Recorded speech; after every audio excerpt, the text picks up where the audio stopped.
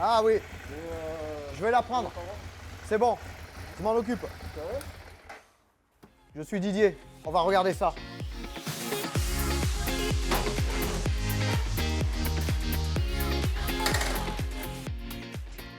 Alors là, on est sur un Ducati 696 de 2010. Bon, ben, le monsieur, il dit que la moto tourne mal et qu'il a un voyant qui est allumé au tableau de bord. Donc, bon, on va vérifier ça, quoi. Ouais, voilà, le voyant, il est bien allumé. Hein. Donc, voilà, c'est sans appel. On va la brancher et on voit ce que ça donne. Allez.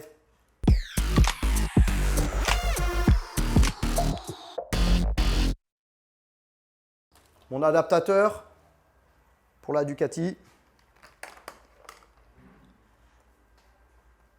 Je me branche. La VCI. Là, c'est bon, ça communique. Attention à ne pas avoir le bouton qui est bien sur Run. On met le contact. Et là, c'est parti. La prise, c'est bien la 02. Voilà. Ah. Donc là, on a un problème, on a un code erreur avec la sonde lambda. Donc la sonde lambda, ça nous dit du coup que il peut y avoir plein de choses. Hein. Donc on a même des photos avec des sondes.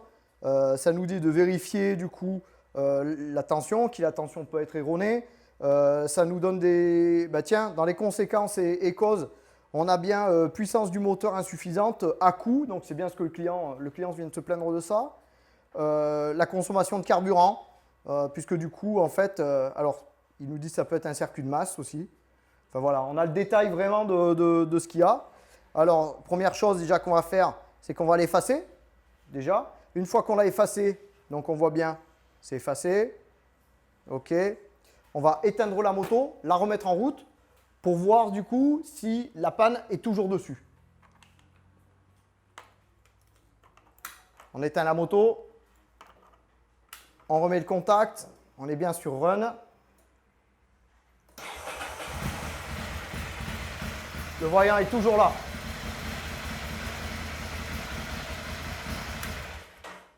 La chose est très claire. Ça veut dire que là, on a une panne qui est persistante. Elle est vraiment dessus. Donc, on va démonter la sonde lambda.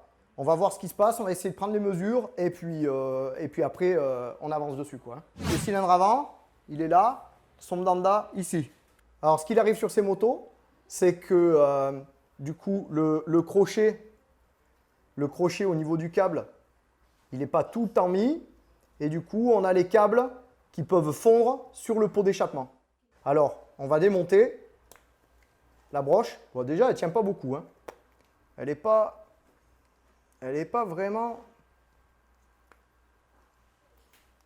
clipsée. Bon, alors, déjà, ce qu'on va faire, c'est qu'on va nettoyer tout ça. On va mettre un peu de produit dans les connectiques et on va voir ce que ça donne. Hop.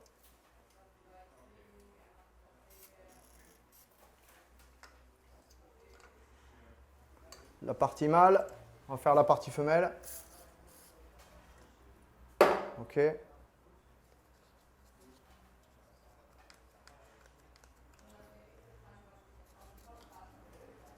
Voilà. Donc peut-être qu'il y avait du verre de gris qui était placé dans l'écosse, puisque du coup, quand tu roules, il pleut, il y a l'eau qui arrive à se projeter un peu partout. Les gens qui nettoient au Karcher la moto, ou même au jet d'eau, l'humidité se met dedans et là, ça vient à déconner.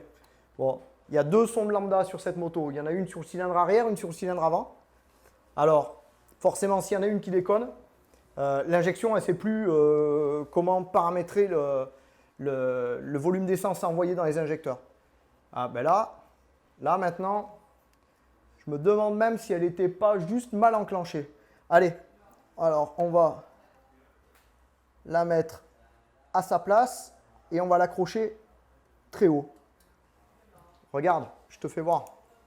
Maintenant, tu as la sonde lambda qui est ici, le pot d'échappement qui est vraiment bas et du coup, j'ai tout accroché avec le lien sur le câble pour que ce soit très haut derrière le cadre.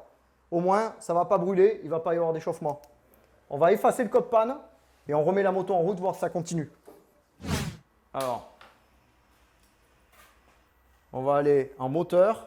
Moteur, prise de diagnostic.